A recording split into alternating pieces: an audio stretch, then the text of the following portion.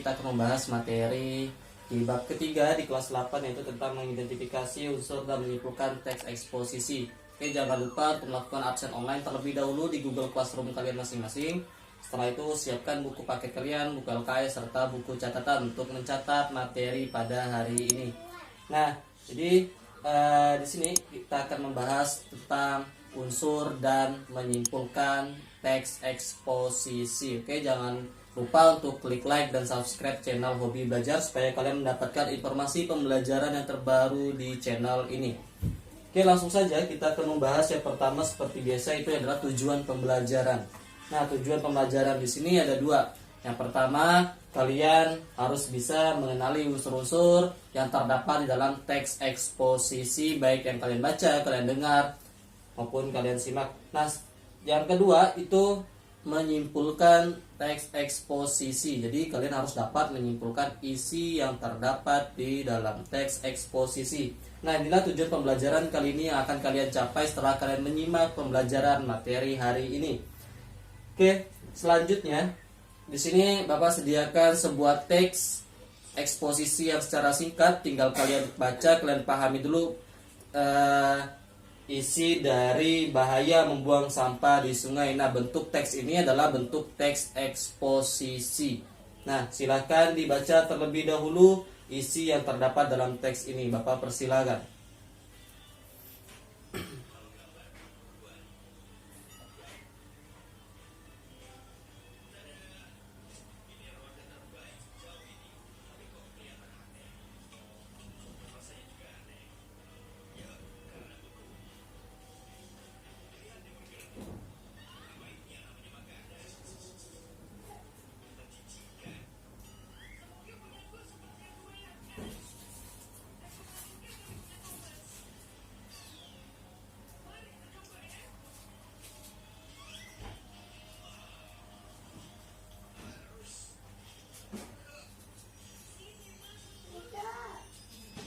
Nah, oke.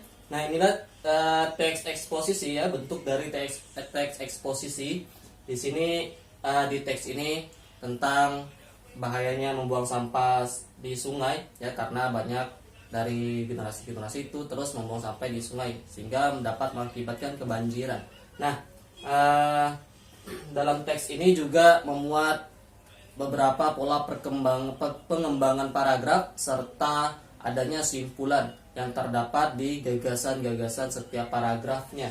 Nah, inilah yang akan kita bahas nanti ya, tentang teks eksposisi di materi yang pertama ini. Oke, selanjutnya kita akan membahas yang pertama itu tentang unsur-unsur teks eksposisi terlebih dahulu. Nah, ada berapa unsur teks eksposisi?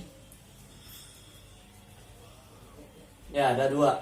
Yang kita bahas di sini adalah gagasan dan fakta. Yang kedua, mengenai pola pengembangan dalam teks eksposisi. Ya, jadi ada dua, gagasan dan fakta, pola pengembangan. Nah, gagasan ini berupa ide ataupun buah pemikiran seseorang, sedangkan fakta ini yang benar-benar terjadi di lapangan, ya. Pola pengembangan di sini kita akan membahas tentang pola pengembangan paragraf. Apakah paragraf tersebut menggunakan pola pengembangan yang induktif, deduktif, analisis, ilustrasi, dan lain sebagainya. Nah, ini unsur-unsur yang terdapat di dalam teks eksposisi. Kita bahas yang pertama, yaitu mengenai gagasan dan fakta dalam teks eksposisi. Nah, yang pertama kita bahas tentang fakta terlebih dahulu. Nah, fakta di sini sesuai dengan apa yang ada, ya, sesuai dengan kenyataan yang ketika kita melakukan sebuah observasi.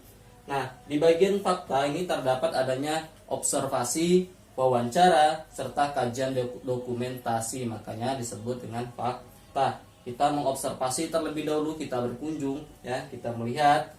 Setelah itu kita mewawancarai sebuah narasumber, seorang narasumber, untuk mendapatkan data-data yang secara konkret. Nah, serta adanya kajian dokumentasi ini untuk membantu kita membuat sebuah teks eksposisi yang baik.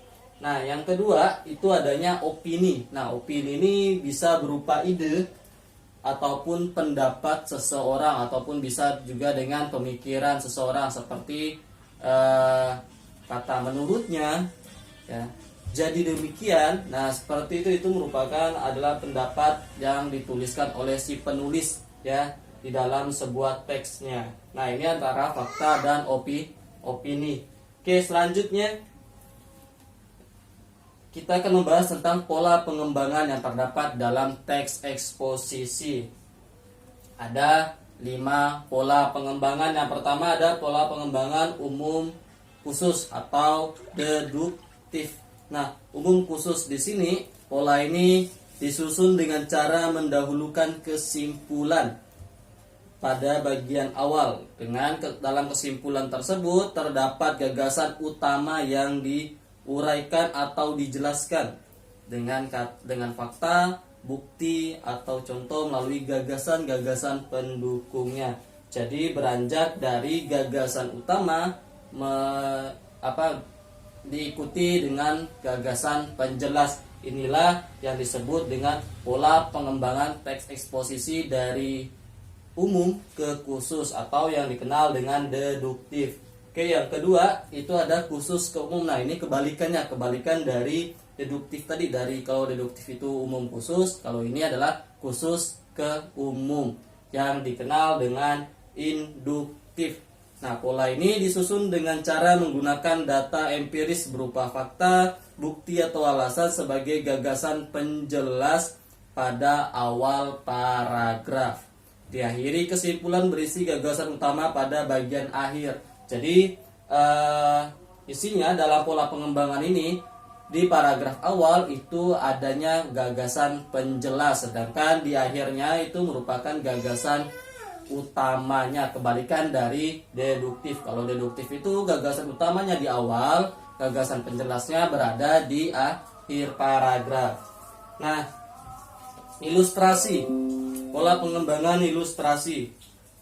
Pola ilustrasi adalah pola pengembangan paragraf yang digunakan untuk menyusun sebuah karangan dengan gagasan utama yang terlalu umum, sehingga membutuhkan ilustrasi konkret sebagai pendukung untuk memperjelas gagasan utama. Biasanya dikaitkan dengan contoh-contoh ya dalam gagasan pola pengembangan ilustrasi ini.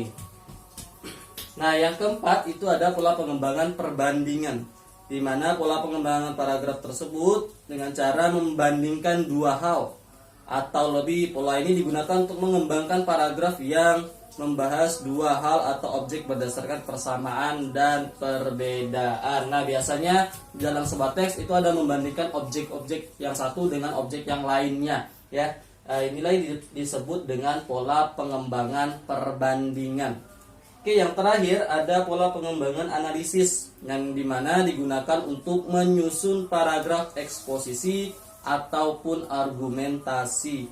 Pola ini digunakan untuk memperjelas suatu hal atau gagasan yang sifatnya umum ke dalam perincian-perincian yang logis karena sifatnya analisis.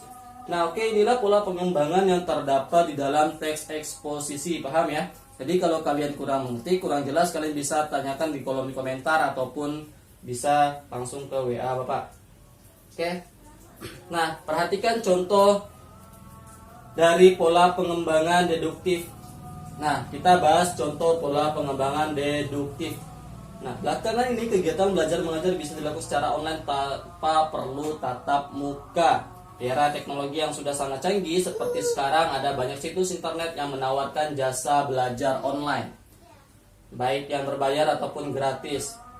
Situs internet ini misalnya saja Kuiper Video, sistem belajar di mana saja dan kapan saja jadi salah satu keunggulan belajar online. Kamu pun bisa memilih mata pelajaran apa saja sesuai yang hendak dipelajari saat itu, mulai dari fisika sampai bahasa Indonesia. Nah, dalam teks ini disebut dalam paragraf yang berbentuk atau berpola pengembangannya itu deduktif, dari umum ke khusus. Kenapa? Karena poin pentingnya ya, idenya, gagasan yang pentingnya, gagasan pokok pikirannya itu terdapat di awal kalimatnya. Perhatikan yang bertanda tebal, ya, huruf tebal itu. Belakangan ini kegiatan belajar mengajar bisa dilakukan secara online tanpa perlu tatap muka. Nah, ini poin dasarnya, ini poin pentingnya. Sedangkan kalimat-kalimat yang lain itu disebut kalimat penjelas, ya, yang menjelaskan kalimat utamanya, ya, yang menjelaskan kalimat utamanya mengenai tentang kegiatan belajar tanpa perlu tatap muka, ya. Nah, seperti ini. Ini adalah contoh deduktif yang letak awal atau yang letak gagasannya terletak di awal paragraf atau di awal kalimat. Nah, sedangkan yang induktif, ya, contoh dari induktif kita perhatikan di sini. Nah, kalau perbedaannya, kalau induktif itu letaknya berada di akhir paragraf atau di akhir kalimat, ya. Nah, seperti ini. Dengan begitu bisa dibilang bahwa kegiatan pembelajaran pada sekolah tersebut berhasil. Nah, ini kan gagasan yang pentingnya, gagasan dasarnya nih. Jadi, inilah yang disebut induktif, yang berada, gagasan utamanya yang berada di akhir paragraf atau di akhir kalimat. Nah, sedangkan kalimat awalnya atau paragraf awalnya itu disebut dengan gagasan penjelas, yang menjelaskan gagasan utamanya, ya, yang mengenai kenapa sekolah tersebut berhasil. Nah, yang dijelaskan adalah saat ujian semester sudah selesai, nilai semua murid dievaluasi. Ternyata ada sebagian nilai siswa yang nilainya melebihi standar kelulusan, yakni sebanyak 13 siswa. Sedangkan 9 siswa mendapat nilai hasil standar kelulusan dan tidak ada siswa yang mendapat nilai bawah rata-rata. Nah, inilah yang disebut dengan gagasan penjelas. Oke, paham ya? Bisa ya membedakan antara deduktif dengan induktif. Nah, selanjutnya, contoh yang selanjutnya tentang pola pengembangan ilustrasi, ya. Kalian baca. Jika seekor semut menemukan suatu benda, maka semut akan membantunya. Mereka bersama-sama melakukan berbagai cara agar benda tersebut mampu dibawa dengan mudah. Tujuan mereka sama, yaitu membawa benda tersebut sampai tujuan. Sama halnya dalam sebuah organisasi, apabila sebuah organisasi ingin menjadi sukses, maka diperlukan kerjasama seperti filosofi semut. Diperlukan kerjasama dengan satu tujuan agar mampu mencapai kesuksesan yang bermanfaat bagi semua pihak. Nah, kenapa paragraf ini disebut paragraf ilustrasi? Ilustrasi ini mencontohkan, ya. Nah, kalian perhatikan yang bertuliskan tebal di situ, ya. Di sini ibaratkan seekor semut, ya, yang menemukan suatu benda, terus mereka bersama-sama melakukan berbagai cara agar benda tersebut mampu dibawa dengan mudah. Nah, di situ ada mereka sedang bekerja sama-sama, seperti halnya dengan sebuah organisasi. Kalau ingin sukses organisasi tersebut, maka harus mengikuti filosofi semut, yaitu saling bekerja sama atau saling membantu. Inilah ilustrasinya, ya, antara seekor semut dengan sebuah organisasi. Oke, paham ya untuk pola pengembangan ilustrasi. Oke, sedangkan yang selanjutnya yaitu pola pengembangan perbandingan, ya. Nah, di sini menjelaskan tentang susu, ya. Meskipun dikenal sebagai sumber protein, namun kandungan protein pada susu kedelai jauh lebih kecil dibanding dengan susu sapi. Nah, ini membandingkan antara susu kedelai dengan susu sapi. Berarti dia termasuk ke dalam paragraf perbandingan. Nah, menurut sebuah sumber, kandungan protein pada suatu kedelai adalah sebesar 6,73 gram. Jauh lebih kecil dibanding susu sapi yang proteinnya sebanyak 8,02 gram. Selain itu, beberapa kandungan gizi pada susu kedelai pun masih lebih kecil dibanding susu sapi. Misalnya saja pada kandungan kalori. Kandungan kalori pada suatu kedelai adalah sebanyak 79 kalori. Sedangkan susu sapi adalah 150 kalori. Nah, kalau kalian lihat sebuah teks atau paragraf seperti ini, ya, ini kalian bisa langsung menentukan bahwa ini menggunakan pola pengembangan perbandingan. Terlihat jelas di dalam sebuah teksnya, itu membandingkan antara sumber protein dari susu kedelai dengan susu sapi, ya. Nah, ini contoh yang keempat dari pola pengembangan paragraf teks eksposisi. Oke, yang terakhir. Nah, kalian perhatikan contoh pengembangan analisis.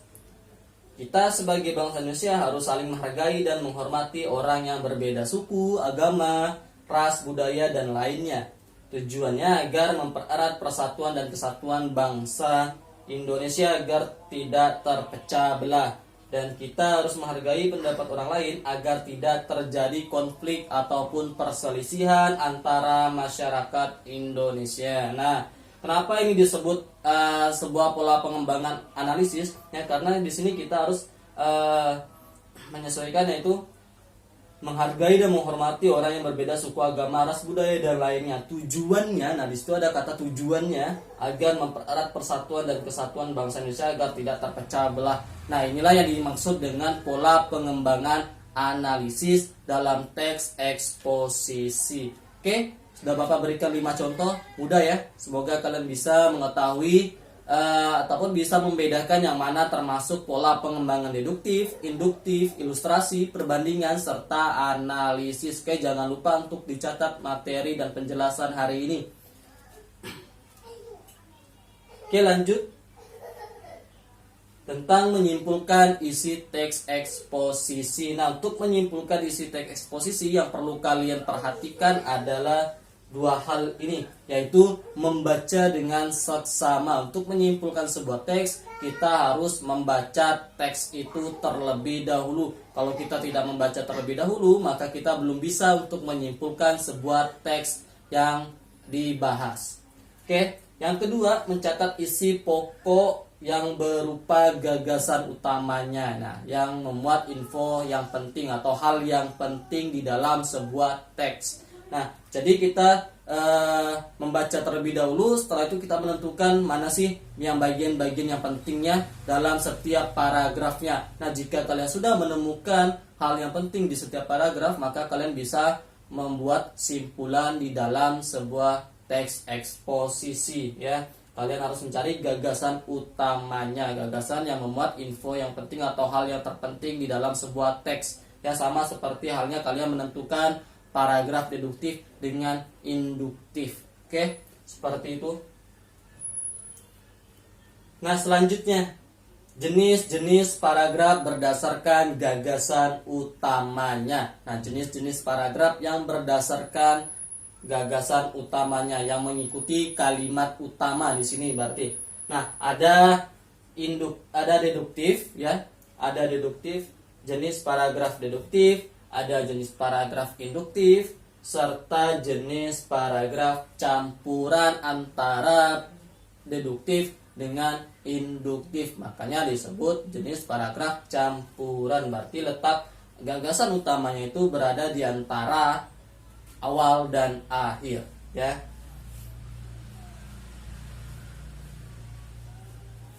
Oke, ini ciri-ciri dari deduktif, jenis paragraf deduktif, induktif, dan campuran. Nah, bisa kalian lihat di situ ciri-ciri yang pertama itu yang di deduktif itu merupakan kalimat utamanya berada di awal paragraf. Berarti kalau dalam satu paragraf, kalau kalian menentukan paragraf deduktif ya ataupun kalimat gagasan utamanya, kalian baca terlebih dahulu di awal paragrafnya. Biasanya kalimat utamanya terletak di awal paragraf. Nah, kalau kalimat utamanya di situ berarti gagasannya juga berada di situ ya. Ini yang dimaksud dengan jenis paragraf deduktif. Yang kedua, kalimat disusun dari pernyataan umum kemudian diikuti penjelasan. Nah, kalau dalam satu paragraf itu terdapat 5 kalimat, di kalimat awalnya yang pertama ini kalimat umum, berarti keempat kalimatnya merupakan kalimat penjelas yang menjelaskan kalimat utama.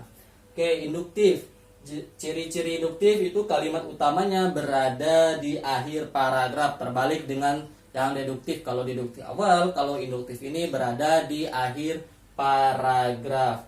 Oke, yang kedua, kalimat disusun dari uraian penjelasan bersifat khusus, diikuti pernyataan umum, dari khusus ke umum. Berarti kalau dalam satu paragraf terdapat 5 kalimat, nah kalimat pertama sampai kalimat keempat ini disebut kalimat penjelas, sedangkan kalimat terakhirnya disebut kalimat induktif atau kalimat umumnya, kalimat utama.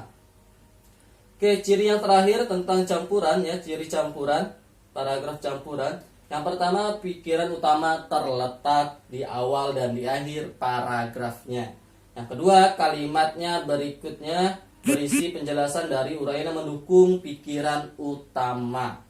Yang ketiga, akhir paragraf diakhiri dengan penegasan yang mendukung pikiran utama. Misalnya dengan kata dengan demikian. Nah, begitu juga. Nah, seperti itu ya. Biasanya di akhir paragraf itu, di akhir kalimat itu terdapat seperti dengan kata-kata tersebut. Nah, jadi pikiran utamanya terletak di awal dan di akhir, makanya disebut paragraf campuran.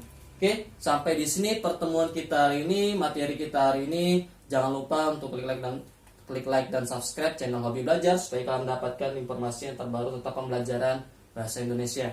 Nah, oke, Bapak akhiri. Assalamualaikum warahmatullahi wabarakatuh. Sampai jumpa di pertemuan atau di video pembelajaran berikutnya.